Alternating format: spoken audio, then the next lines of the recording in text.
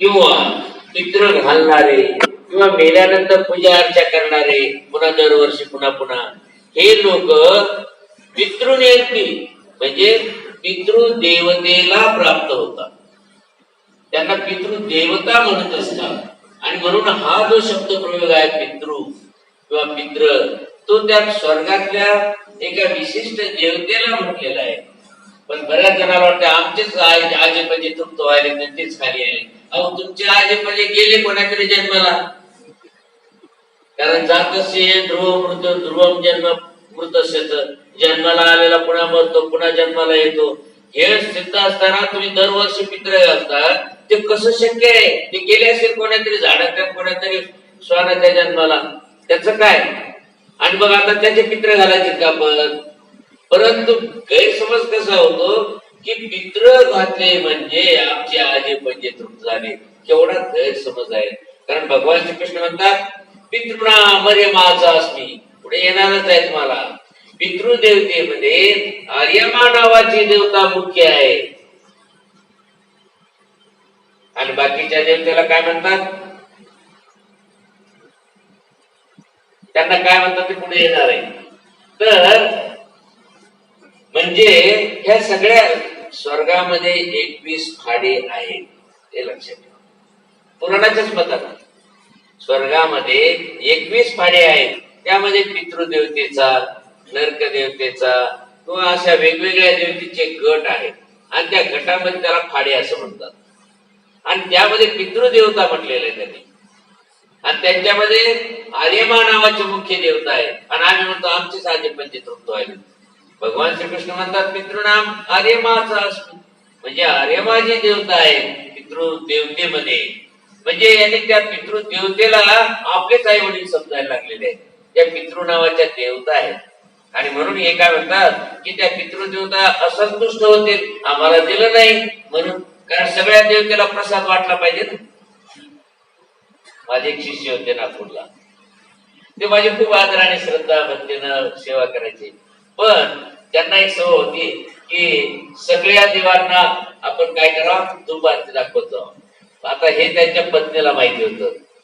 पत्नीने मला म्हणले बाबा तुम्ही एक दुकानात जाऊन या की त्यांच्या.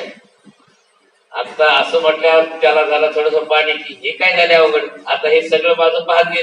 तो नाही नाही दुकान असं आहे का अडवणीला, तिथं बाबा कशाला नाही, आपल्याला दुकान चांगलं चालेल, पवित्र होईल. पत्नीनं असा आग्रह धरला. तिला सांगायचं होतं की तुमचा शिष्य काय करतो ते बघून घ्या. शेवटी त्या आग्रहाखातर गेलो, मात्र यांना काही बरं वाटत नव्हतं. आता काय करावं, मग आता पत्नीच्या आग्रहाखातर म्हणलं चला तुमचं दुकान चांगलं चालेल म्हणलं. तिथं पाय तरी लागतील दुकानाला. गेलो, पाहिलं तर ही लाईन आणि ही लाईन म्हणजे 3 लाईन पूर्णपणे खूप फोटो महात्मा गांधी सहित अमक्या सहित टमक्या सहित सगळ्यांचे फोटो लावून दिले. आणि हा आपला दुकान उघाड्यावरून उत्पत्ती घेतली गेला, सगळीकडे लागला फिरवायला. मी म्हटलंय काय चाललंय तुमचं? ते म्हणे बाबा काय सांगू तुम्हाला, आम्हाला असं वाटतंय म्हणे काय की रोज उठता तरी एक तरी देव प्रसन्न होईल ना एवढ्यामध्ये, एक तरी प्रसन्न होईल. म्हणून अंदाजाने आम्ही आता सगळीकडे दूर फिरवत राहतो. त्यांचा एक तरी आज पावल उद्या पावले, आता एक एक जरी पावला तर माझे 365 दिवस निघून जातील म्हणे. म्हणजे सगळीकडे अक्षता टाकायला निघाला. अरे म्हटलं एक भक्ती विशिष्ट ते हे असं कसं तुझं दुकान चालायचं, म्हटलं निष्ठा पाहिजे नाही का. तर तशा प्रकारे हे पितृदेव तर स्वर्गात ते राहतील माग, त्यांना सुद्धा पूजन व्हायला पाहिजे. म्हणून पुराणामध्ये पितृती प्रथा सुरू केलेली आहे की त्या पण देवता राहिल्यात माग, या पण देवता मागे राहिल्या. सगळं सावडायचा प्रयत्न केलेला आहे. कशामध्ये? पुराणामध्ये. कारण पुराण तुम्हाला माहितीये, प्रत्येक पुराण म्हणतोय सगळे खालच्यापेक्षा मी मोठा आहे. दुसरं पुराण वाचतात ते म्हणते नाही नाही सगळे माझे सेवक आहे. तिसरं पुराण म्हणतोय सगळे माझे सेवक आहे. पुराणामध्ये एक मत नाही. आणि मग आता सगळे जर मोठे झाले आणि सगळे जसं भैरवावाडी मी मोठा हे 7 माझ्या आधी, दुसरा म्हणतो नाही नाही मी मोठा आहे 7 माझ्या आधी, असं म्हणल्यानंतर सगळेच मोठे झाले. म्हणून यांनी बी काय केलं, सगळंच देव सावडायचे प्रयत्न सुरू केले. तर असं हे पुराणातलं मत आहे. आणि म्हणून हा काय म्हणतो की देवा की तसं जर मी केलं तर माझं पिंडदान. आता पिंडदान पहा, पिंडदान माहिती तुम्हाला, मेल्यानंतर त्याच्या तोंडामध्ये एवढा एवढा हे देत असतात, गोळा कणकीचा गोळा देत असतात, भाजलेली पोळी बी नाही, ती विकतच देत असतात. तर त्यावेळेस तो खात नाही ना. पण जिवंत असताना जर कधी उपाशी मरत असेल तर दरवाजा लावून घेतील, हे काही मागे आपल्याला धान्य म्हणून दुष्काळ पडलेला आहे, त्यावेळेस दरवाजा लावून घेतील. मेल्यावर मात्र येऊन पटकन त्याला पाणी पाजायला निघतात. किंवा उदक, तो ज्या वेळेस मरून जातो, पाणी पित नाही, ते कर पाणी पाणी करून मला पाणी द्या, मला पाणी द्या, कोणीच त्याकडे लक्ष देत नाही, तो मरून जातो. मेल्यावर मात्र मी पाणी पाजतो, मी पाणी पाजतो म्हणतात. कारण का, एखाद्या जमीन तरी मिळून जाईल पाणी पाजतो म्हणून, ते पाणी तर काही पितच नाही. म्हणजे अशा ह्या ज्या रूढी पडलेल्या आहेत त्या पुराणातून आलेल्या आहेत. आणि म्हणून जो ज्ञानी असतो तो कसा वागतो ते भगवान श्रीकृष्णाने पुढे त्याचं वर्णन केलेलं आहे.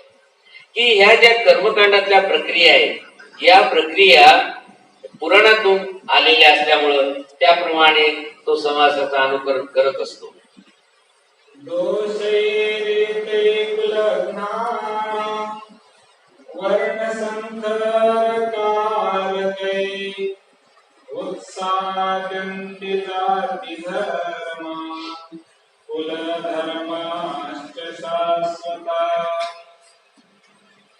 वर्णसंकर कारके, आणि जे वर्णसंकर झालेले आहेत त्यांच्यामुळं, त्या वर्णसंकर करणाऱ्या एकै दोषे, या दोषामुळे कुलज्ञानाम शाश्वत कुलधर्म, कुलघातक्यांच्या लोकांचा सनातन धर्म, जाती धर्म हे उत्साहते म्हणजे नष्ट होतील.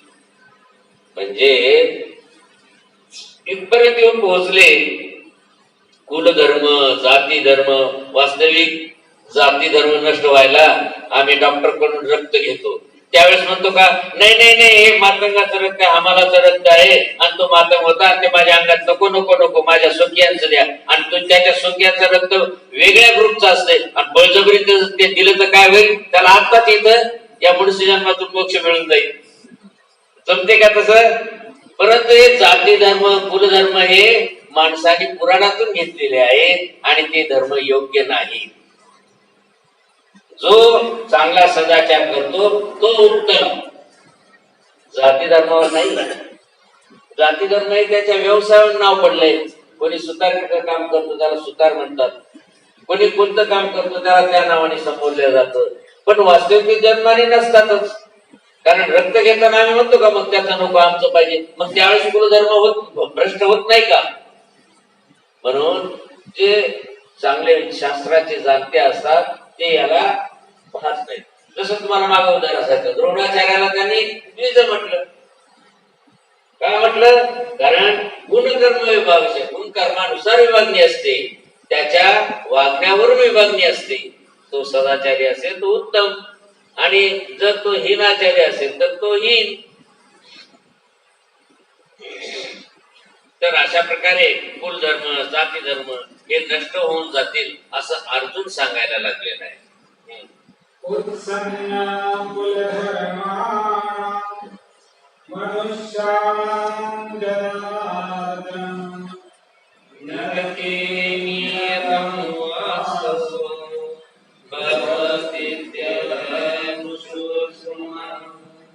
जनार्दन हे देवा,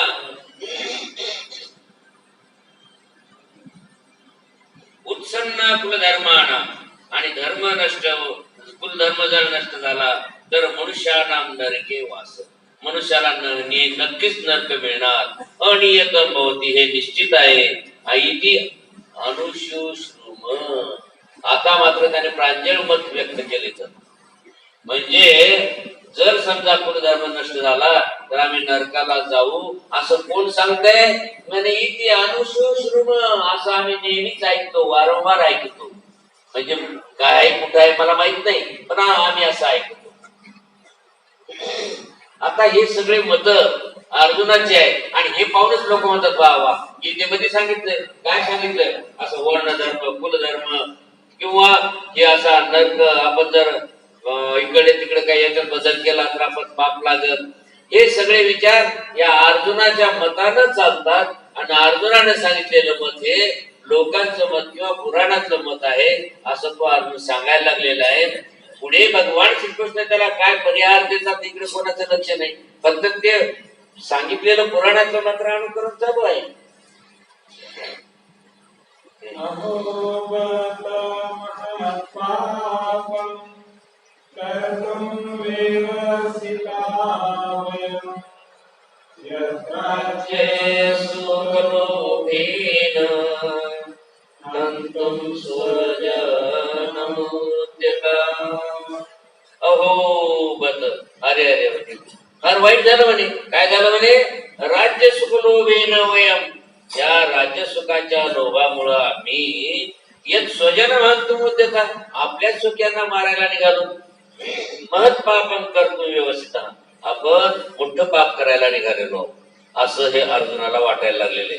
सांगा, युद्धभूमीवर जर समजा आता परकीय आक्रमण करतो आणि आपण त्याला जर प्रत्युत्तर दिलं नाही तर काय होईल, ते याच्याऐवजी यानं अर्जुनानं उलट विचार केलेले आहेत.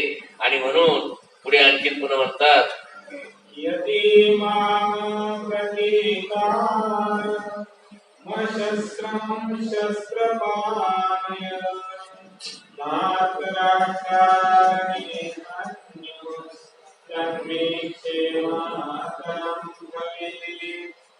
तर म्हणून पुन्हा एकदा अजून ते मागचं वाक्य उच्चारतो की यदि अशस्त्रम अप्रतिकारम माम, मी शस्त्र टाकून दिलं, प्रतिकार केला नाही आणि तरी पण मला शस्त्रपाणय धार्तराष्ट्र, म्हणजे शस्त्र हातात घेऊन हे कौरव रणी हन्यू मला रणभूमीवर मारून जरी टाकलं तर मे क्षेमतरम, तरी मला भलच होईल. क्षेमतरम भवेल. या सगळ्या भाषा बोलायच्या असतात, परंतु जेव्हा आपल्याला रस्त्यावर जर कोणी अपमान केला तर सहन होतं का? पोरानं जरी काही केलं तरी आपल्याला प्रतिष्ठेचा आपण लगेच पटकन भान ठेवतो. परंतु अर्जुन म्हणतो त्यांनी मला मारलं, मी काहीच नाही केलं तरी मला लाभदायक होईल. कारण अर्जुन मोहमायेनं व्याकुळ झालेला आहे. आणि मग मात्र संजय काय सांगतो पाहता, संजय उवाच एवमुक्त्वा संजय रथोपस्थ उपाविशत् विसृज्य स्वशं चापं शोकसंविघ्नमानसः. संख्ये या रणभूमीवर शोक संविघ्न माणस, अगदी शोकानं पूर्णपणे ओतपोत झालेला, त्याचं मन व्याकुळ झालेला असा तो अर्जुन एवं मुक्त्वा, अशा प्रकारचं त्यानं दुःख व्यक्त करून सशरम चापम विसृज्य, अगदी बाणासह धनुष्य टाकून रथोपस्थ उपाविशत्, रथाच्या मागे जाऊन बसला. आता इथून पुढे तरी तत्वज्ञानाला सुरुवात होणार आहे. कारण ही माया, हे तत्वज्ञान आता जे तुम्ही ऐकलं त्याचं समाजामध्ये अनुकरण चालतं. आता याचं काय प्रत्युत्तर, पुढे तत्वज्ञान काय सांगतं, भगवान श्रीकृष्ण काय उत्तर देतात, ते आपल्याला आदर्शमय आहे आणि ते घेण्यासारखं आहे. आणि म्हणून व्यासांनी काय केलं, इथं हा भाग संपवलेला आहे. हे त्यांनी या तत्वज्ञान सांगण्याच्या अगोदर या युद्धावरचं प्रास्ताविक किंवा जी प्रत्यक्ष भूमिका आहे ती त्यांनी या अध्यायामध्ये सांगितली. आता मग शेवटी येत आहे की इति श्रीमद्भगवद्गीतासु किंवा उपनिषदसु ब्रह्मविद्याया, हे नंतर जोडल्या गेलेलं. वास्तविक परमेश्वर शास्त्रामध्ये सगळे शास्त्र येऊन जातात. आता हे काय म्हणतात, या शास्त्रातून त्या शास्त्रातून सांगितलं नाही, हे परमेश्वराच्या शास्त्रात सगळे शास्त्र येऊन मिळत असतात. आणि म्हणून अर्जुन विषाद योग, अर्जुन विषाद नावाचा हा योग म्हणजे हा भाग या ठिकाणी इथं संपलेला आहे. आणि आता पुढे ही अर्जुनाची व्यथा, आणि पुढच्या अध्यायामध्ये सुद्धा प्रास्ताविकात पुन्हा हाच विषय येत असतो. आणि म्हणून तो विषय घेऊन म्हणजेच पहिले 10 श्लोकामध्ये, म्हणजे पुढच्या अध्यायामध्ये जे विषय दिले त्यामध्ये पहिला विषय येतो पुन्हा अर्जुनाचा मोह संदर्भ. कारण देव त्याला सांगतात, अरे बाबा हे सगळं काही बरोबर नाही, त्याला एका शब्दात सांगून टाकतात. पण तो म्हणतो मग मी काय करू, कसं करू, पुन्हा तो आपलं दुःख व्यक्त करतो. असे पहिले 10 श्लोक पुन्हा अर्जुनाचं मत या ठिकाणी प्रतिपादित होणार आहे दुसऱ्या अध्यायाच्या आरंभी. आणि त्यानंतर 11 ते 30 या पद्यामध्ये सांख्ययोग वर्णन. सांख्ययोग म्हणजे संख्य म्हणजे रणभूमी त्याचा सांख्य म्हणजे रणभूमीवर सांगितलेला विषय जो तत्वज्ञानाचा विषय, तर तो पुढे 11 ते 30 म्हणजे जवळजवळ 20 श्लोक या अध्यायात येणार आहे. आणि म्हणून या अध्यायाला ते नाव मिळालं सांख्य योग. आता कोणता विषय सांगितला म्हणजे ज्ञान संन्यास.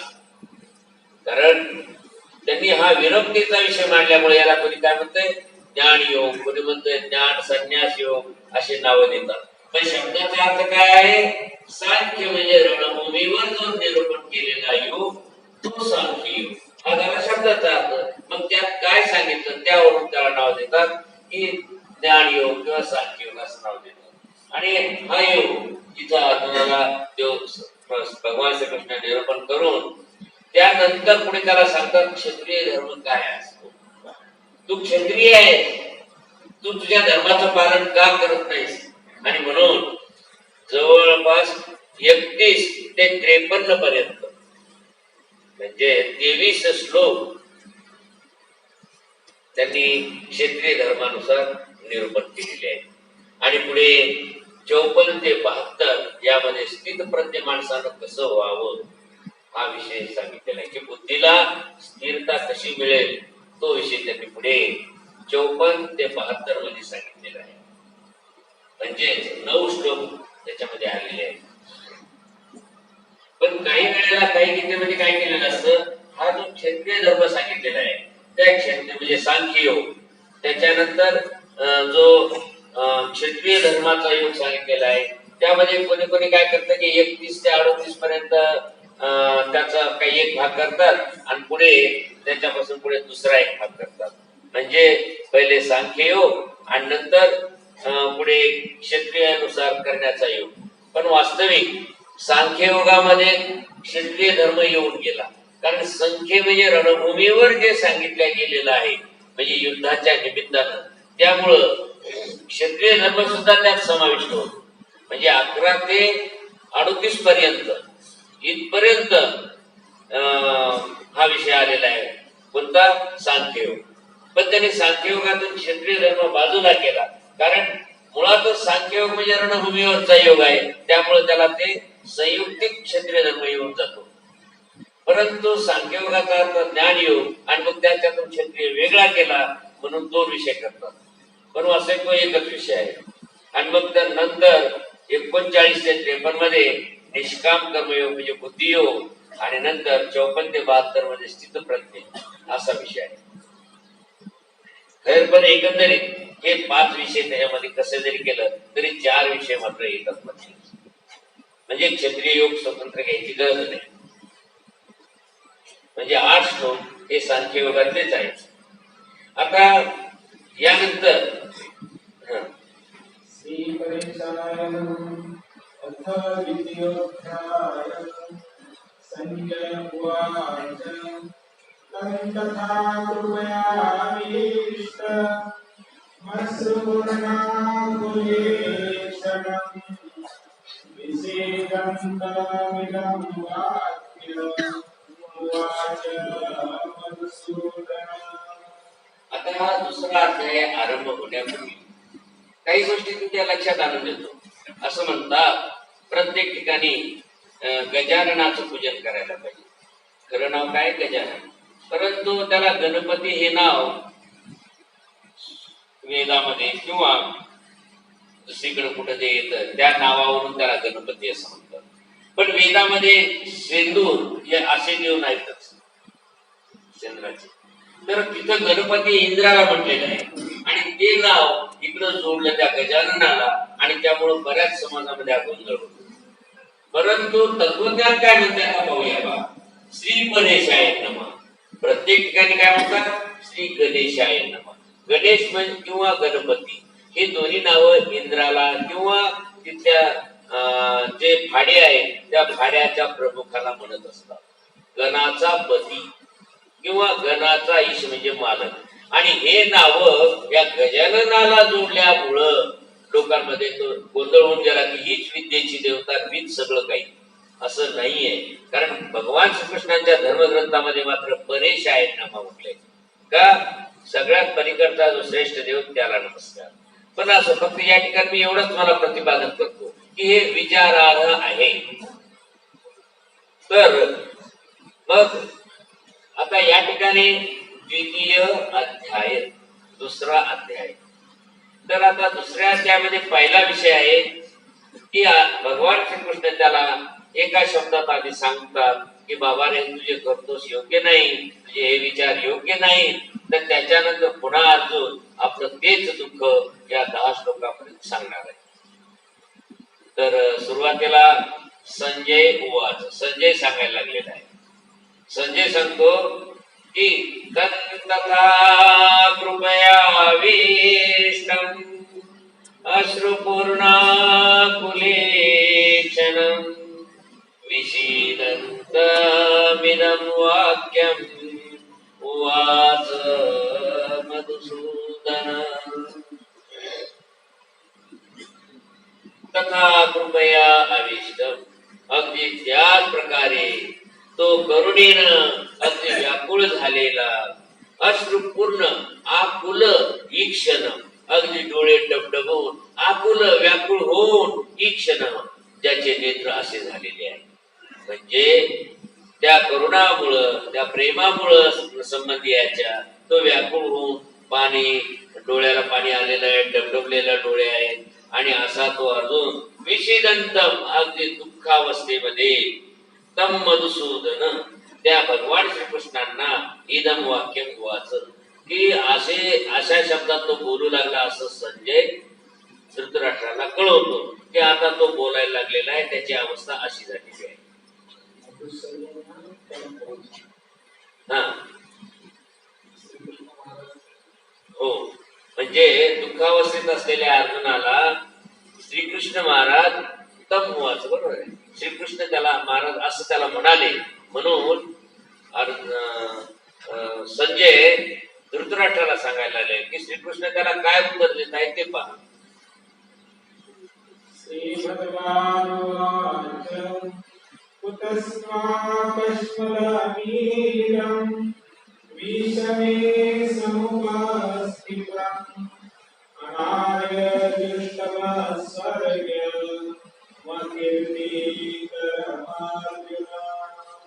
अर्जुन, अरे अर्जुना, विषमेदम कश्मलम कुतः, विषम ठिकाणी अशा प्रकारचं तुला कश्मळ म्हणजे हे दुष्ट विचार, जे कश्मळ म्हणजे गदळ विचार तुला कुठून सुचायले सांगा. हे पितृदोष, लुप्त पिंड उदक्रिया, हे सगळे कश्मळ आहे, हे गदळ विचार आहे. आणि हे तुला अशा वेळे, अशा ठिकाणी, विषम ठिकाणी, की कमीत कमी इथं क्षत्रियत्व पाहिजे, आणि अशा ठिकाणी तुझे असे गदळ विचार कुठून तुला आले होतात. काय उत्तर दिलं लक्षात घेण्यासारखे आहे की हे सगळे गदळ विचार आहेत. आणि त्वम समुपस्थित, तुझ्या ठिकाणी असे कसे उपस्थित झाले ते विचार. हे विचार कसे आहेत? अनआर्य जुष्टम, म्हणजे आपल्या श्रेष्ठपणाला न शोभणारे आहे. इतकंच काय, अस्वर्गीयम, आणि यानं तुला स्वर्गही होणार नाही. कारण त्या काळात स्वर्ग म्हणजे लय मोठा समजलं जायचं. स्वर्गाची प्राप्ती झाली म्हणजे खूपच मोठं आपण धन्य झालो असं समजत होतं. आणि म्हणून स्वर्गवासी ही म्हणण्याची प्रथा समाजामध्ये पडलेली आहे. पण स्वर्ग सुद्धा त्याच्याही पलीकडे काही सुख आहे की माहितीच नव्हतं समाजाला. स्वर्गच सगळं काय वाटत होतं. पुढे तुम्हाला तत्वज्ञानात कळेल स्वर्ग का खूप अलीकडे आहे, त्याच्याही पलीकडे खूप सुख राहिलेली आहे. कारण स्वर्ग हे क्षणिक आहे, काही दिवसानंतर पुन्हा तिथून पतन व्हावं लागतं. म्हणून पण त्यावेळेस समाजामध्ये स्वर्ग श्रेष्ठ मानला जायचा. आणि म्हणून भगवान श्रीकृष्णाने सुद्धा म्हणलं की समाजाच्या भाषेमध्ये की तुला स्वर्ग सुद्धा मिळणार नाही. त्याच्यामुळे अस्वर्गीय, अकीर्तिकरम, आणि तुझी जी कीर्ती आहे त्या कीर्तीला तो नष्ट करणार आहे तो विचार.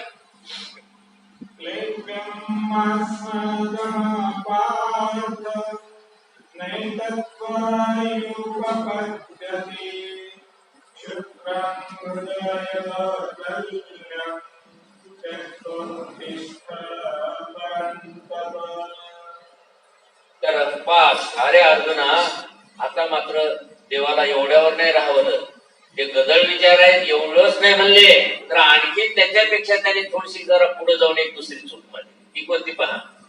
पार्थ, अरे अर्जुना क्लेब्यम मास मगमन, असा तू षंड बनू नकोस, नपुंसक बनू नकोस. क्षत्रिय धर्म इथं आहे आणि इथं पळकुटे विचार करायला लागलेला आहे. आणि म्हणून त्यांनी तिथं अर्जुनाला चांगल्या प्रकारे खरखरीत शब्दात त्याची कानउघाडणी केलेली आहे. एकच त्वयी न उपपद्यते, अरे तुला हे शोभत नाहीत असले विचार. परंतप म्हणजे अर्जुना, परंतप परात तापयती इति परंतप, शत्रूला पीडा देणाऱ्या अर्जुना. कारण अर्जुनाचं नाव घेतलं की सगळे शत्रू वर्ग थरथर भीत होता. आणि हे परंतप क्षुद्रम हृदय दौर्बल्य, हे विचार कसे आहेत? दुबळ्या हृदयाचे आणि तुच्छ असे विचार आहेत. म्हणून तू त्यक्त्वा उत्तिष्ठ, हे विचार सोडून दे आणि चल हो युद्धाला उभं राहा. अशा प्रकारे त्याला अर्जुनाला त्यांनी उत्तर दिलेलं आहे एका शब्दात. मग पुन्हा आता अर्जुन पुन्हा आपलं मंतव्य व्यक्त करतो. बोला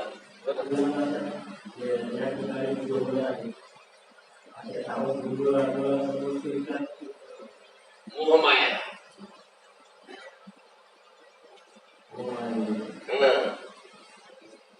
असं म्हटलंय का कवीनं? उगीच वेड्या उभारितो का आशेचा किल्ला, बघता बघता होईल त्यावर काळाचा हल्ला. सोड सोड अश्लील काम तू जाशील नरकाला, हुशार होनी ऐकणारा रे का भुलला त्याला. हे एका कवीने म्हटले, याच्यासाठी म्हणले आम्ही या मायावी याच्यात संसार करावा, पण त्या दलदलीत गुरफटून बसू नये. आम्ही काय करतो की त्या दलदलीत जाऊन बसतो. मनुष्य प्राणी हुशार आहे, तो काय करतो? पाणी प्यायचं असलं ना, फार हुशार आहे तो, एकदम पाण्यात जात नाही. त्याला माहितीये इथं जर अलीकडचा काळ नरम असला तर आपण त्यात जाऊन बसून जाऊ, अडकून जाऊ, किंवा पाय दिल्यामुळे पाणी गढूळ होईल. म्हणून मनुष्य प्राणी कसं पाणी पितो? हळूच 2 दगड ठेवील, त्याच्यावर 2 पाय ठेवील आणि वरचं नितळ पाणी पितो नदीमधलं. आणि ढोरं कसं पाणी पितात? जातात पायाला पाय टाकतात, ते पाणी एकदम गाळ उठतो, तर ते पाणी गढूळ, पुन्हा दुसरा पाय टाकते, पुन्हा तसंच होतंय, तर हे बी पाणी गढूळ, पुन्हा पाय टाकतो, पुन्हा पाय टाकतो. शेवटी पाणी वर यायला लागलं, त्याला वाटतं आता नाही, आता हेच पाणी प्यावं, आणि गढूळ पाणी पिवत. म्हणजे असं न झालं पाहिजे. म्हणून आपल्याला त्या दलदलीत फसलेलं पाहिजे. संसार हा मनुष्याला आहे, कारण मनुष्य धर्म त्याच्या सगळ्यांना अधिकाराशिवाय संन्याशिवाय पुरत नसतो. म्हणून संसार जरी असला, संसार करा, परंतु आपल्याला सुद्धा त्याही धर्मामध्ये 4 अवस्था दिलेल्या आहेत: ब्रह्मचर्य, गृहस्थ, वानप्रस्थ आणि संन्यासाश्रम. तर अशा अवस्थेमध्ये म्हणजे ह्या ज्या 4 अवस्था आहेत, त्यामध्ये का अशा 4 अवस्था दिल्यात? हा वैदिक धर्म आहे, हे मी इकडच नाही सांगत, सगळीकडेच आहे मनुष्याच्या अवस्था. का सांगतायत की बाबांनो संसार करा, परंतु शॉर्ट बट स्वीट. कोणत्याही गोष्टीची थोडक्यात मजा असते. नाही गोड लागलं म्हणून किती काय खातो म्हणलं तर मग नंतर तुम्हाला माहिती आहे हातपाय अवकाळा येते, मग डेंडरे यायला लागतात, मग त्याला पटकन पळावं लागतं, कुठेतरी जावं लागते. कशामुळं? एक तर उलटी तरी होईल, नाही तर सुलटी तरी होईल. 2 प्रकार असतात त्याच्यात, म्हणून सांभाळतात. तर यासाठी कोणत्याही गोष्टीची थोडक्यात मजा घ्यावी. तरुण अवस्था आहे तोपर्यंत संसार करावा. मुलाचे लग्न झाले की त्याला पटकन संन्यासाश्रमात यायला पाहिजे, कारण त्याचा वानप्रस्थाश्रम सुरू होतो. वानप्रस्थाश्रम सुरू होतो आणि नंतर मग त्याला संन्यास घ्यायचा असतो. म्हणजे वानप्रस्थाश्रमात त्यानं अध्यात्माचे विचार अवगत करायचे असतात, म्हणजे वासनिक व्हायचं असतं, आणि नंतर मग संन्यासाश्रमात जायचं असतं. या पूर्वजांच्या आम्ही ज्या अवस्था आहेत त्या विसरून गेलो आणि मरेपर्यंत त्या संसाराला चिपकून बसतो. मग शेवटी काय होतंय? दुःख होतंय. कारण जेव्हा आपण उतरतो त्यावेळेस मुलं आपल्या डोक्यावर बसतात आणि मग त्याला दुःख होतंय, हा मी असं होतो, मी तसं होतो, माझं तसं होतं, ते बरोबर. बस आजोबा बस जागा बस, आता आम्हाला मुंबईला राहायचं, तिथं जागा नाही, जागा कमी आहे, तुम्ही खेड्यातच राहा, आम्ही राहतो फ्लॅट मध्ये हाय पाय करत. का की यांचे विचार त्यांना पटत नाही. मग तसं होण्यापेक्षा, मुलानं बाजूला काढण्यापेक्षा आपणच का बाजूला होऊ नये. परंतु आपल्याला हे अध्यात्मातल्या अवस्थेचे विचार न कळल्यामुळं मनुष्य दुःखी होत असतो. आणि म्हणून संसार करा, परंतु शॉर्ट बट स्वीट, थोडक्यात करा, तरुण अवस्था आहे तोपर्यंत. नंतर मात्र आपण आलिप्त होऊन हे तुझ्यासाठी केलं, तू सांभाळ, मी तटस्थ होऊन पाहतो, अशी भूमिका असायला पाहिजे. आणि ती भूमिका नसल्यामुळे त्याला काय होतं, जर त्यानं ते सोडलं नाही तर त्याला ममता उत्पन्न होते आणि ममतेमुळं तो असा दुःखी होतो. अर्जुन या ठिकाणी सुद्धा मोहमायेमुळं काय झालेलं आहे, त्याचे विचार पूर्णपणे मावळले की मी क्षत्रिय आहे, रणभूमीवर उभा आहे, हे सगळं विसरला आणि तो दुःख करायला लागलेला आहे. तसं वास्तविक माणसं आमचे दुःख करत नसतात, केलं तरी ते दाखवत नसतात. पण महिला वर्ग मात्र आमचा दाखवतो दुःख. दुःख नाही झालं तर मोठ्यानं ओरडतो माणसं आली की. माणसं काही ओरडत नाहीत, मात्र काय ओरडतात. किती वैशिष्ट्य आहे. महिलांना दुःख नाही झालं तरी त्या पण येऊन पाहुणे आलेल्या महिला सुद्धा मोठ्यानं दुःख करायला लागतात, कारण लोकांना दाखवा आम्हाला दुःख झालं. पण माणूस दुःख झालं तरी दाखवत नाही, चुपचाप बाजूला जाऊन डोळे पुसत. पण ते जर महिलांनी केलं किती चांगलं होईल. परंतु नाही, लोकांना दाखवलं पाहिजे आम्हाला खरंच किती दुःख झालं म्हणून. सगळ्या काहीच्या रूढी परंपरा आहे. आणि म्हणून भगवान श्री चक्रधर स्वामींनी म्हणलं, बाई दुःख न कीजे, दुःख म्हणजे बाप बापाचं न. कारण आहे की दुःख कोण्या गोष्टीचं करावं, अध्यात्माचं. ज्या गोष्टी नाशिवंत पावणाऱ्या आहेत त्या नाशच पावणाऱ्या आहेत. परंतु त्या जीवाला अध्यात्मामुळे कळत नाही आणि मोहमायेमुळे तो अशा गोष्टीला येऊन उतरत असतो. अर्जुन उवाच कथं भीष्मं संख्ये द्रोणञ्च मधुसूदन इषुभिः प्रतियोत्स्यामि.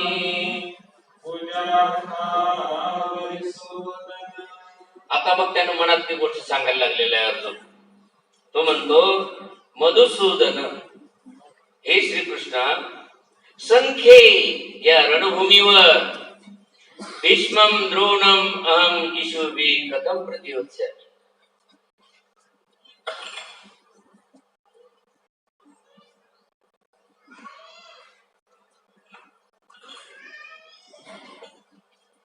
अर्जुन म्हणतो की हे भीष्म पितामह द्रोणाचार्य यांच्या सोबत मी बाणांनी कसं काय प्रतियुद्ध करू शकू.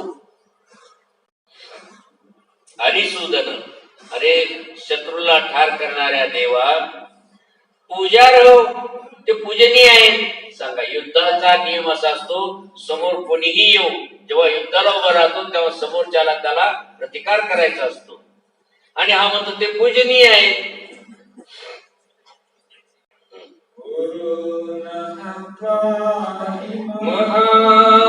महानुभावान श्रेयो भोक्तुं वैक्षमपि लोके तत्वार्थ कामा सुगुरूनि एव पुण्ये भोगान् रुधिरं महानुभावान. महानुभाव कोणाला म्हणतात?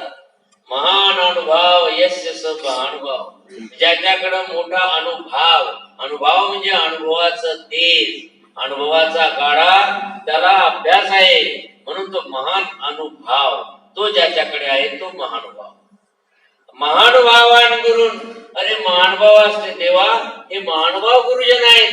मग यांना अहत्वा, यांना न मारता इह लोके भैक्षमापि भोक्तुं श्रेय, या जगामध्ये भिक्षेचं अन्न सेवन केलेलं बरं होईल, पण यांना कसं मारू मी. म्हणजे अर्जुन आपल्या मनातलं व्यक्त दुःख करायला लागलेलं आहे की हे महानुभाव लोक आहेत, यांना मी कसं मारू.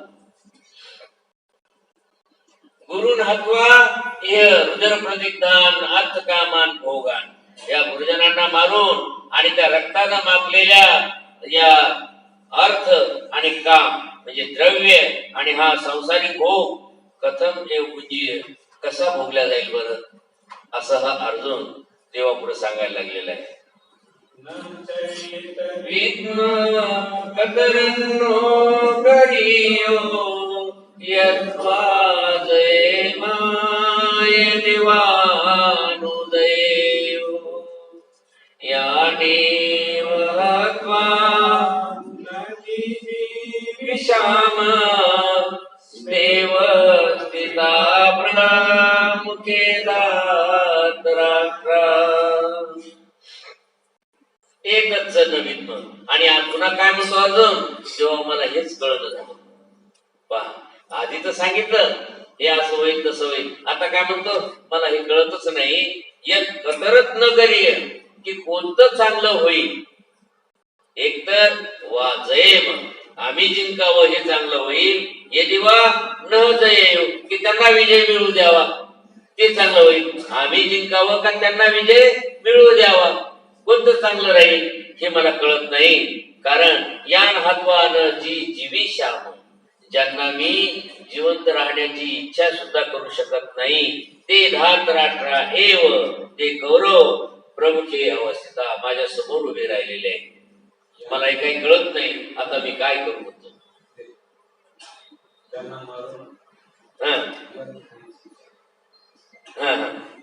जीवी श्याम म्हणजे आम्ही जगण्याची इच्छा आमच्या ठिकाणी नाही. न जीवी श्याम आहे ना, यांना ज्यांना मारून, ज्यांना म्हणजे हे जे माझे बांधव आहेत ज्यांना मारून मला जिवंत राहण्याची सुद्धा इच्छा नाही. आणि मग ते कौरव माझ्या समोर उभे राहिलेले आहे.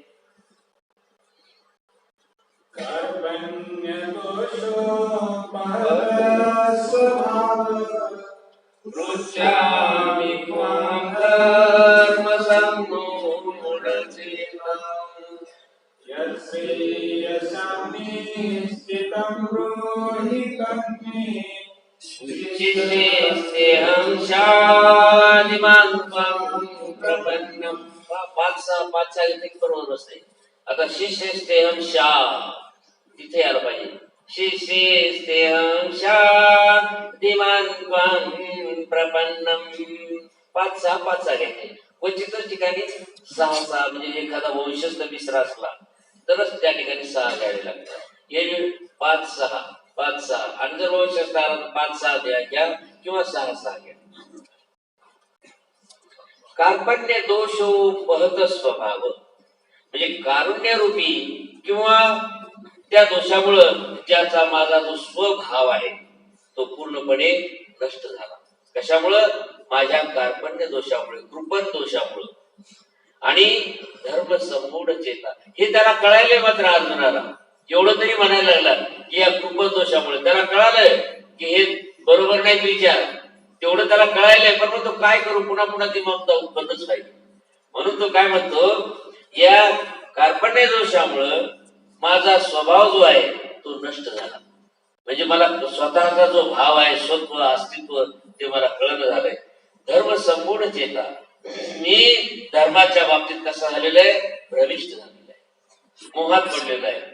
म्हणजे जर त्याला हे जर तत्वज्ञान माहिती नसतं तर तो मोहात पडलो नसतं, म्हणला नाही माझंच खरं म्हणलं असतं. परंतु त्याला हेही कळायले की माझे विचार हे मायावी विचार आहे आणि या विचारामध्ये हे बरोबर नाहीत विचार.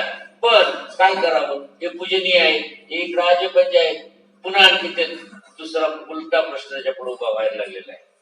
म्हणून तो म्हणतो, तो आम पृच्छामी देवा, मी तुम्हालाच विचारतो की निश्चितम श्रेयस्यात्, याच्यामधलं जे नेमकं भलं असेल मी ब्रूहि, ते मला तुम्ही सांगा. आता त्याला कळायला लागलेलं आहे की नेमकं खरं काय करावं आम्ही. म्हणून तो देवाला म्हणतो, देवा तुम्ही सांगा त्यात चांगलं कोणतं येतं. ते शिष्य, मी तुमचा शिष्य झालो, प्रपन्नम, आणि म्हणून तुम्हाला शरण आलो. माम शाधी, मला उपदेश करा. काय म्हणताय ते, मला उपदेश करा असं अर्जुन म्हणायला लागलेला आहे. नाही प्रपश्यामि महापनुद्या यच्चो प्रमुष्टो शमिन्द्रियाः सर्वाभ्यो सपत्नवृद्धम् राज्यं सुराणामपि चाधिपत्यम्. भूमौ या भूतलावर असपत्नम रुद्धम राज्यम. असपत्नम म्हणजे निष्कंठ, रुद्धम.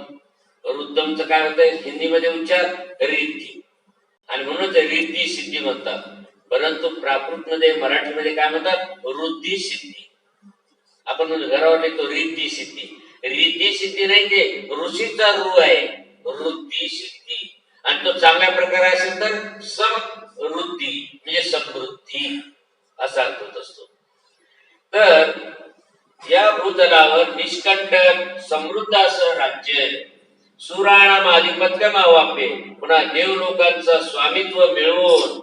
देवलोकांचं स्वामित्व कसं मिळवून, तर देव असं संस्कृतात राजाला म्हणतात. म्हणजे या सगळ्या राजांचं, हे सगळे राजे मांडलिक होणार, आणि म्हणून या सगळ्या राजांचं स्वामित्व ते जरी मिळालं, मम इंद्रियाणाम उत्सोषणम, तरी माझ्या इंद्रियाचं हे जे शोषण व्हायले, हे शोकम, हे शोक आपण उद्यात न प्रपश्यामी, ते दूर होईल असं काही मला दिसत नाही. संजय उवाच एवमुक्त्वा ऋषिकेशं गुडाकेश परं तप न योत्स्य इति मोलिन्द मुक्त्वा तुष्टिं वधूवः. परंतप अर्जुना, कारण परंतप काय म्हणलं की त्याला त्याचं अशी होती की तो शत्रू त्याकडे घेऊन पळायचा, म्हणून परांताप येत म्हणलेलं आहे. तर परंतप म्हणजे दुसऱ्या शत्रूला पीडा देणारा गुडाकेश म्हणजे तो अर्जुन, निद्रेला जिंकणारा अर्जुन.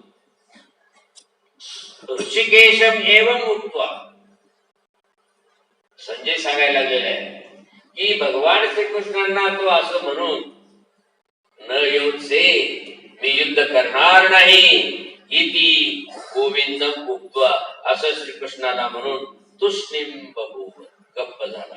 कारण मी अगोदर तुम्हाला सांगितलं होतं की ते दुःख पुन्हा तो व्यक्त करणार आहे या सांख्ययोगाच्या आरंभेला, आणि म्हणून संजय सांगायला लागलेला आहे. आता अर्जुन गप्प झाला. धृतराष्ट्राला मनोमन काय वाटत असं, बरंच झालं, काही न करता आपोआपच आपल्याला इथे विजय मिळायला लागलेला आहे. तमोवाच ऋषिकेश प्रवसन्नेव भारत, सेनयोरुभयोर्मध्ये विषीदन्तमिदं वच. भारत, हे धृतराष्ट्रा, कोण म्हणालाय, संजय म्हणालाय, हे धृतराष्ट्रा, उभयो सेनयो मध्ये विषिदंतम, या दोन्ही सैन्यामध्ये दुःखीस्त झालेल्या त्या अर्जुनाला ऋषिकेश, भगवान श्रीकृष्ण प्रथमतः काय करतात, प्रहस. थोडस त्यांना हसू येते, काय येण्यासारखे विचार करायला लागला हा. इथे युद्धावर उभे राहिले, शंख फुंकला, आणि आता शस्त्र टाकायचं, आणि याला हे काय झालं, म्हणून ते सुरुवातीला हसले. त्याचे जे सगळे विचार होते, ते सगळे विचार त्याला बी कळालेलं होतं, हे विचार चांगले नाहीत माझे. परंतु पुन्हा पुन्हा तो मायेतून काही बाहेर पडत नव्हता, आणि पुन्हा तो दुःख करू लागला. तेव्हा देव हसून काय म्हणतात, इदमच, त्याला देव असे म्हणाले, असं संजय सांगतो. आणि पुढे आता भगवान श्रीकृष्ण त्याला सांख्ययोगाचं निरूपण करणार आहे. 2 मिनिट बाकी राहिले होते, पण आता सांख्ययोग सुरू होईल. म्हणजे दुसऱ्या अध्यायाचा मुख्य योग 72 मधले पहिले 10 पद्य या ठिकाणी असे झालेले, आणि आता यानंतर पुढे सांख्ययोग सुरू होणार आहे. घेतं का, चालेल. श्री भगवान उवाच अशोच्यान्वशोचस्त्वं प्रज्ञावादांश्च भाससे गतासु न गतासुश्च नानुशोचन्ति वन्दिताः. आता अर्जुनाने सुरुवातीला मोहमाये विचार व्यक्त केले, नंतर काय म्हणतो, देवा मी माझा बुद्धी काही काम करेना झाली, मला कळच नाही हे चांगलं की हे चांगलं, आता मी तुमचा शिष्य झालो, मला तुम्हीच निरूपण करा. म्हणजे काय झालं की अगोदर असे विचार व्यक्त केले आणि नंतर मोठ्या माणसाने पुन्हा बोलायला लागला, नाही मला काही समजणं झालं, मी काय करू. म्हणून देव त्याला म्हणतात अशोचांतम अनवशोच. अर्जुना, अशोचान ज्याच्याबद्दल दुःख करायचं नसतं अशा गोष्टीबद्दल तू अनवशोच दुःख करायला लागलास. म्हणजे ज्या गोष्टीचं दुःख करायला नाही पाहिजे त्याचं तू दुःख करायलास. आणि प्रज्ञावादा भाषेचे पुन्हा आणखी विद्वानासारखं बोलायला लागलास. गता असून अगता असून, असून म्हणजे प्राण. अरे प्राण गेले काय आणि राहिले काय. पंडित हा न अनुशोचती, विद्वान लोक कधीही याचं दुःख करत नसतात. ते आपल्या तत्वावर निष्ठ असतात. आणि तू हे असं बोललास म्हणून अर्जुना भगवान श्रीकृष्णाने त्याला सुरुवात करताना सांख्ययोगाचे की सांगितलं, तू हे दुःख ज्या गोष्टीचं नाही करायला पाहिजे त्याचं तू दुःख करायला लागलेला आहेस. आणि पंडित लोक दुःख करीत नसतात. आता पुढे तत्वज्ञान सुरू होईल. तर असा पुढे सांख्ययोगामध्ये त्याला ते निरूपण करतील, तत्वज्ञान निरूपण करतील. आणि की जे त्याचे विचार आहेत ते विचार या रणभूमीवर योग्य नाही, किंवा एखादा समोरून जर समजा दुष्ट प्राणी असेल आणि त्याच्यासोबत क्षत्रियाला जर लढायचं नाही म्हटलं तर मग अशाने उलट जास्त अराजकता होईल, जास्त अधर्म पसरेल. म्हणून कुणीतरी त्याला पुढं व्हायचंच असतं. आणि भगवान श्रीकृष्णाने अर्जुनाला पुढे घेऊन धर्मसंस्थापनार्थाय, धर्मसंस्थापना करण्यासाठी मी योगायोगी अवतार घेतो असं त्याला सांगितलेलं आहे.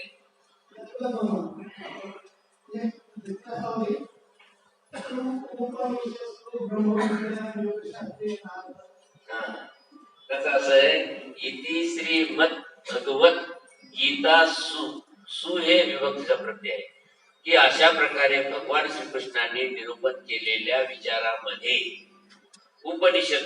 उपनिषदामधून, योगशास्त्रे योगशास्त्रातून, ब्रह्मविद्यायाम हे सगळ्या सप्तमी आहेत, ब्रह्मविद्या शास्त्रातून अर्जुन विषाद नावाचा योग इथे हे शब्द रचनाकर्त्याचे असतील किंवा कोणी आणखी कोणाचे असतील, कारण नाही त्यांना बोधच नव्हता ना. म्हणून ब्रह्मविद्या म्हणजे उपनिषदाला असं म्हणतात. आणि कारण कसं आहे की सुरुवातीला वेदाची रचना, त्याच्यानंतर उपनिषदाची रचना, त्याच्यानंतर पुराणाची रचना अशी झालेली. तर उपनिषदकालीन जे काही विचार झालेले आहेत त्या उपनिषदामध्ये ब्रह्मविद्या म्हणजे ते ज्ञान आहे. आणि परमेश्वराचं शास्त्र कसं असतंय, सगळे शास्त्र याच्यामध्ये समाविष्ट होतात. नाही नाही, अजिबात नाही. देवाने मोकळं निरूपण केले ना आपलं, हे ते संपलं असं काहीच नाही. शेवटी त्याला डायरेक्ट स्वरूप दाखवलेलं आहे, परंतु हे व्यासांनी त्याला काव्यबद्ध केलेलं आहे.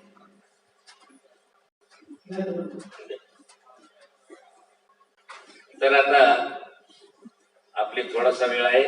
काल आपण पाहिलेलं होतं लक्षण रत्नाकरामध्ये की शेवटी त्यांनी असं म्हटलेलं आहे की शास्त्रवेत्यांनी, शास्त्रवेदींनी, या लोकांनी द्वात्रिंशत् लक्षणे म्हणजे 32 लक्षणाद्वारा स्वरूपम गीतम या शास्त्राचं स्वरूप सांगितलेलं आहे.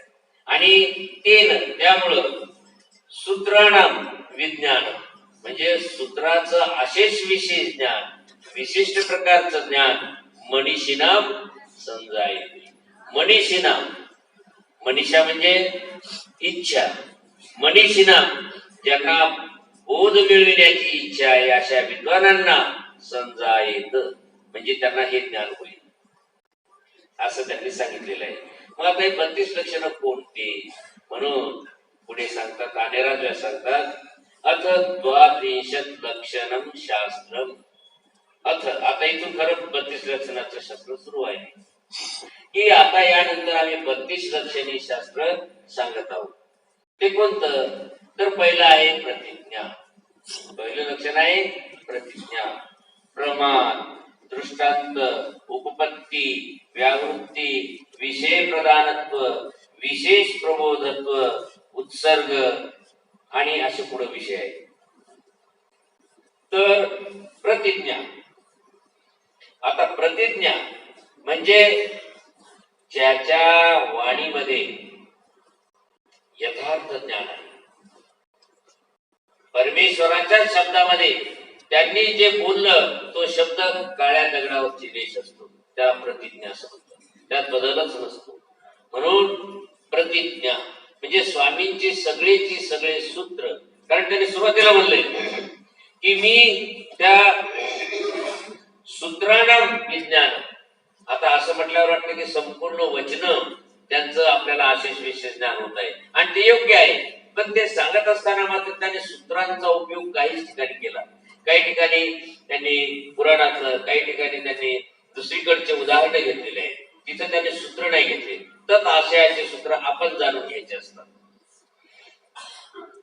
तर प्रतिज्ञा म्हणजे संपूर्ण जे सूत्र आहे सूत्रपाठातले, हे काय आहे?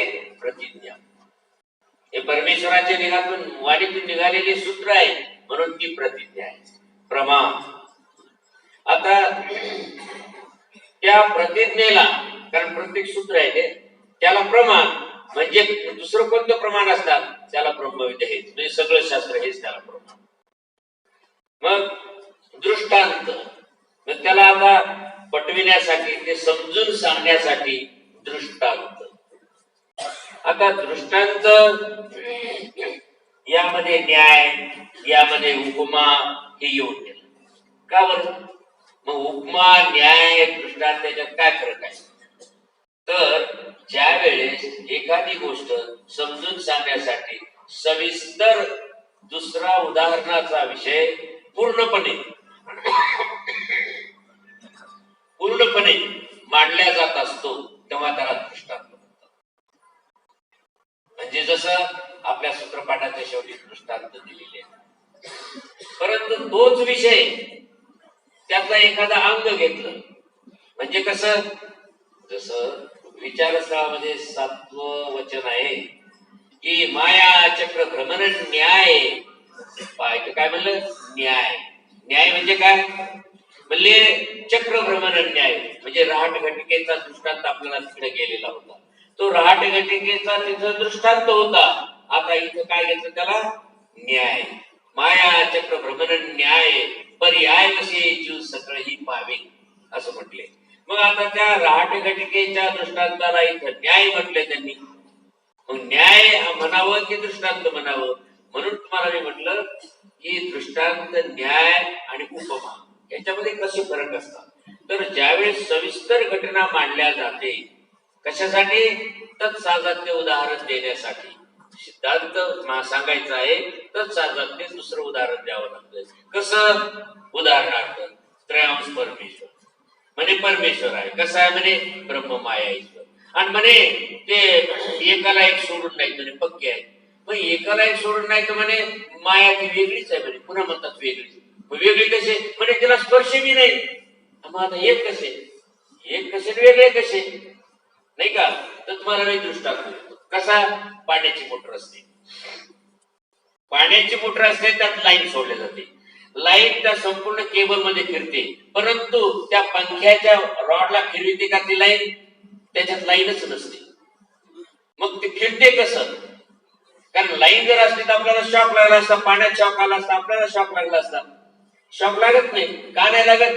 कारण त्या वायर जी गुंडाळलेली आहे वर त्याच्या भोवताली, कशाच्या? त्या पंख्याच्या रॉडच्या भोवताली, तर त्याच्यामध्ये 0.5 mm चं अंतर राखावं म्हणून दोन्हीकडून 2 बेरिंग लावलेले असतात की जेणेकरून तो रॉड वर चिटकून नये किंवा खाली बी चिटकून नये. पहा, आणि करंट फक्त बाहेरून इकडून तिकडूनच दिलं जातं, रॉडला करंट नसते. म्हणून आपल्याला पाण्याला शॉक लागत नाही, पंख्याला शॉक लागत नाही. तर ते कारण आहे. म्हणजे मध्ये काय असतं? अंतर 0.05. ते जर अंतर कदाचित बेरिंग गेली की लगेच मोटर जळाली, कारण तो रॉड त्याला चिटकतो, त्याच्यात करंट येते. मग आता इथं ट्रॅव्हल्स, इथं करंट बी आहे आणि ते रॉड बी आहे आणि वर तांब बी आहे. आता यांचा परस्पर संबंध कसा आहे? अलग आहे. आणि म्हणायला गेलं तर सगळ्याची मिळून मोटर झाली. हे सगळ्याची मिळून मोटर झाली, परंतु हे प्रत्यक्षात सगळे भिन्न भिन्न आहे. कारण रॉड सुद्धा 0.05 अंतर आहे. मग ते अंतर कसं असतं म्हणजे चुंबकीय पट्ट्या असतात, त्या चुंबकीय पट्ट्याने ओढल्या जातं. तसं परमेश्वराच्या आत्मक धर्मानं मायेला प्रेरित केल्या जात असतं. जसं तिथं चुंबकानं म्हणजे विजन नाही, चुंबकानं त्या रॉडला फिरविल्या जातं. पहा, म्हणजे हे तिन्ही एक असून सुद्धा वेगळे आहेत. तसा मायेचा स्पर्श सुद्धा नाही परमेश्वर, म्हणजे चुंबकीय पट्ट्याद्वारे ते फिरतं. तसंच परमेश्वराच्या आत्मक धर्मानं मायेला ते कार्य जाणविल्या जात असतं. म्हणजे आता हे झालं संपूर्ण दृष्टांत. आता न्याय कसा, त्यातला एक भाग. जसं उदाहरणार्थ म्हणजे माया चक्र भ्रमण न्याय, चक्र फिरण्याचा न्याय. आता या रहाट घटिकेच्या दृष्टांतामध्ये पाणी होतं, विहीर होतं, बैल होते, माणूस हाकणारा होता आणि ते मोठ पाण्यातून वर येत होती. हे सगळं रहाट घटिकेच्या दृष्टांतामधलं सगळं सोडून दिलं. फक्त घेतलं काय, साप फिरते. आणि म्हणून त्याला काय म्हणलं त्यांनी, न्याय. माया चक्र भ्रमण न्याय म्हणजे मग त्याला न्याय म्हणायचं. तसं दृष्टांतामध्ये आता दृष्टांतातला एक भाग न्याय झालेला आहे. म्हणून इथं दृष्टांत उदाहरण दिलं त्याने 32 लक्षणामध्ये. म्हणजे त्याच्यामध्ये न्याय बी येतो, उपमा बी येते आणि सगळंच काही येते. आणि त्याहीपेक्षा कमी गुण असला तर उपमा. वास्तविक उपमा असे का, जसं म्हणलं कमलपत्र नयना म्हणजे काय, लाल डोळे त्याच्याशी असे असतात, त्याला म्हणतात कमलपत्र. किंवा दुसरं मृगनयना म्हणजे हरणासारखी अशी वरची काळी झाक असते, त्याला मृगनयना म्हणतात. म्हणजे त्याचा थोडासा गुण देता वर्णाचा. वास्तविक डोळे त्याचे थोडेच असतात, हरणाचे नसतात, परंतु त्याचा थोडासा गुण देता म्हणून उपमा दिली. आणि जरा थोडं एखादं गोष्टीचा एक भाग गुण जर सांगितलं तर ते झालं न्याय, आणि पूर्ण कथानं सांगितलं झाला दृष्टांत. अशा प्रकारे उपमा, न्याय आणि दृष्टांत. आणि म्हणून यांनी इथं दृष्टांत घेतलं. यामध्ये सगळंच येऊन गेलं. प्रतिज्ञा, प्रमाण आणि दृष्टांत हे 3 लक्षण. पहा, शास्त्र जर समजायचं असेल तर हे लक्षणाचं ज्ञान पाहिजे. आणि म्हणून आता तुमच्या लक्षात येत असत की ब्रह्मविद्येला कसे अत्यंत उपयुक्त आहे ते. उपपत्ती, आता त्याच्यानंतर होणारी उपलब्धी, त्याच्यामुळे होणारा परिणाम, त्याच्यामुळे होणारा उत्पन्नता, ही तुम्हाला पुढे दिसते. ती उत्पत्ती कशी असावी, ही उत्पत्ती कशी असावी तुम्हाला माहितीये का, की धान्य ज्यावेळेस हे करतात ना मळणी यंत्र, त्यावेळेस जर कधी धान्य फुटायला लागलं की तो मळणी यंत्रवाला काय करतो, त्याला हळूच बटन फिरवतो की लगेच मग ते जरा चांगलं येते, लगेच चांगलं ते. धान्य जर जाड भरडेल असेल तर तो चक्कीवाला काय करतो, ते जरा थोडस वाढवतो, म्हणजे टाळू लावते, पाळू एकाने जास्त चिकटवतो, धान्य बारीक येते, पीठ बारीक येते. म्हणजे तसं या ठिकाणी उपपत्ती म्हणजे उत्पत्ती जी आहे, उपलब्धी जी आहे, तर ती कशी असावी, जाडी असावी की भरडी. तुम्हाला जर कण्या पाहिजे असल्या तर तुम्ही बारीक पीठ करसाल का, नाही करणार. म्हणून ती उपलब्धी, त्यातला विषय कोणता निवडायचा आहे, ती उपलब्धी. आणि पुढे म्हणजे अशा प्रकारे दृष्टांत, उपपत्ती आणि पुढे व्यावृत्ती. आता त्यातलं व्यावृत्ती, बाया काय करतात, ते पीठ आल्यानंतर पुन्हा चालतात, त्यात बारीक बारीक ते दाण्याचे वरचे असतात ते बाजूला निघून जातात. तशी व्यावृत्ती, त्यातून जे चांगलं नाही ते काढून टाकतात. कारण एक विचार सांगत असताना तर ते दुसरे विचार येऊन बसतात. मग ते विचार आले तर मग ती काढायला पाहिजे ना. जसं मी ईश्वराबद्दल प्रेम लावायला सांगितलं, अर्जुनानं नातेवाईकाबद्दल प्रेम लावलं, आता आम्हाला त्याला वर्ज करावं लागेल की नाही. तसंच तत्वज्ञान सांगत असताना काही गोष्टी त्या अशा येतात की त्या बाजूला कराव्या लागतात. म्हणून व्यावृत्ती, त्याची न्यूनता सांगावं लागते, हे असं आहे, हे चांगलं नाही. कारण गोंडर खाल्लं तर पंचायत होईल, म्हणून ज्वारीच निवडावं लागते. विषय प्रदान, आपल्याला जर शास्त्र शिकायचं आहे तर त्या विषयाचं आपल्याला प्रधानत्व म्हणजे ध्येय विषय, जो विषय वेळ आहे ना झाला का, तर असे 32 लक्षणं. उद्या आणखी हे विषय घेतो. आताशी आपण 5 विषय पाहिले, 5 लक्षणं पाहिले, आणि हे थोडक्यात विषय सांगून नंतर सविस्तर पुन्हा येणारच आहे ते विषय.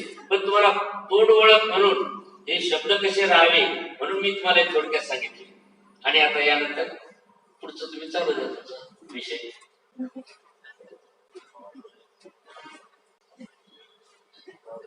आज दुपारीचा चहा गुप्तदानामध्ये आहे त्याचा दंडवत कोण घालेल? गुप्तदान. आजचा दुपारचा चहा. आजची व्याळी श्री आश्रय कोठीकर अकोला. श्री आशय कोठीकर अकोला यांची आजची व्याळी आहे. ते जर कोणी आले असतील तर दंडवत घालण्यासाठी पुढे यायचे आहे.